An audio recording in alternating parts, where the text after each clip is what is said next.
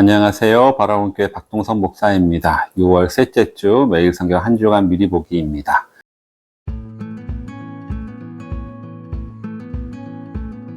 이번 주 본문은 사도행전 21장 17절부터 25장 12절까지입니다.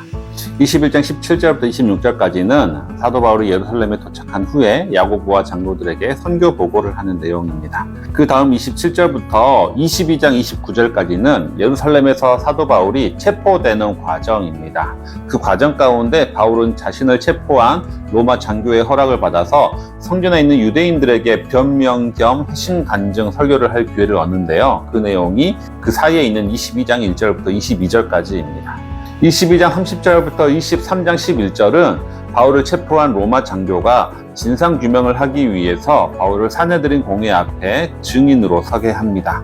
이후 23장 12절부터 35절은 바울이 예루살렘에서 벨릭스라고 하는 로마 총독에 있는 가이사랴로 후송되는 과정이 적혀 있고요. 24장 1절부터 23절은 이 벨릭스 총독 앞에서 이루어지는 바울의 재판입니다. 24절부터 27절은 총독이 바뀔 때까지 바울이 감옥에 갇히게 된 이유에 대해서 설명을 하고요. 25장 1절부터 12절은 새로운 신임 총독 베스도 앞에서 다시 재판을 받는데 여기서 바울은 가이사에게 상소를 합니다. 그러면 좀 더 자세히 살펴보겠습니다. 21장 17절부터 26절은 사도 바울이 예루살렘에 도착해서 선교 보고를 하는 내용입니다. 사도 바울은 예루살렘 교회에서 환영을 받습니다. 그리고 바울이 선교 보고를 한 것을 들은 야고보와 예루살렘 교회의 장로들은 하나님께 영광을 돌립니다.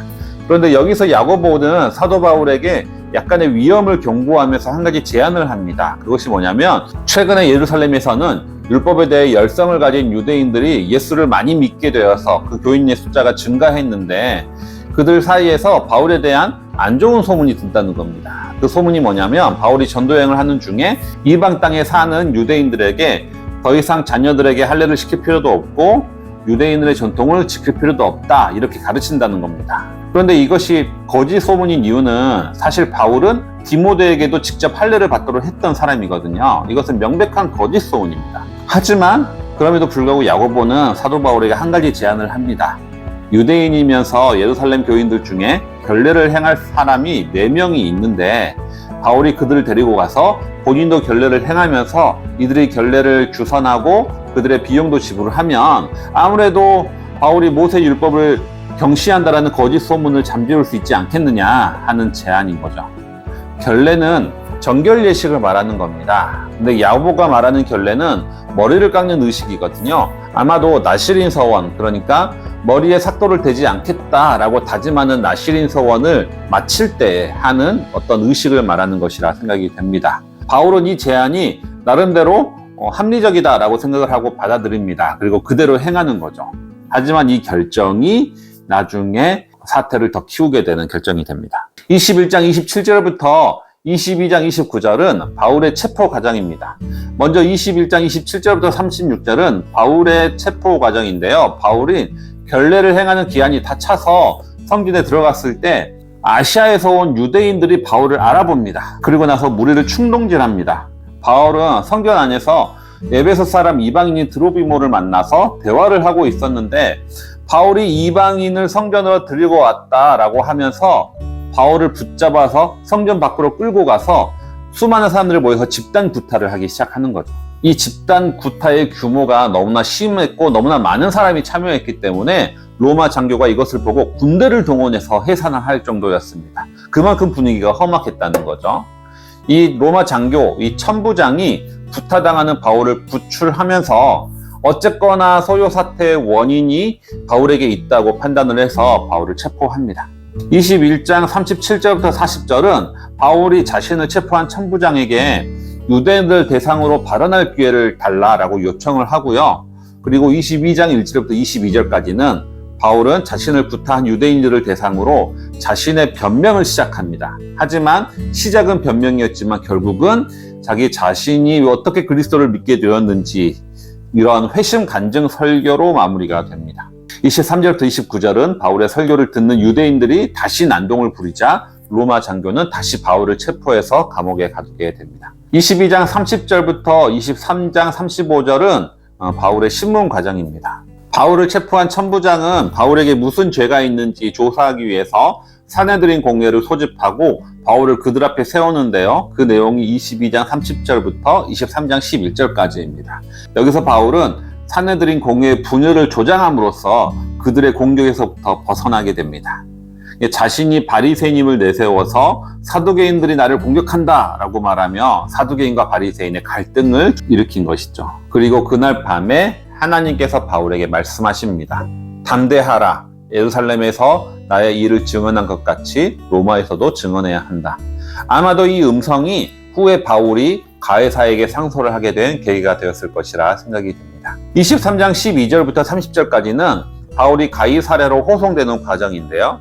먼저 유대인 40명이 사도 바울을 죽이기로 결심하고 대제사장에게 보고를 합니다. 이 사실을 바울의 조카가 알게 되고 그리고 바울과 바울을 신문하고 있는 천부장에게 그 사실을 알립니다. 천부장은 예루살렘에서는 바울이 위험하다라고 판단해서 벨릭스라는 총독이 있는 가이사랴로 사도 바울을 호송을 하게 되는 거죠. 31절부터 35절은 바울이 가이사랴에 도착해서 벨릭스 총독의 감옥에 갇히게 되는 내용입니다. 24장부터는 벨릭스의 재판 과정인데요. 1절부터 9절은 대제사장 아나니아가 변호사 더둘러를 고용해서 바울을 고발하는 내용입니다. 바울이 유대인들을 소유하는 자라고 고발을 하는데요. 10절부터 23절은 이에 대한 바울의 변명과 변호가 되겠습니다.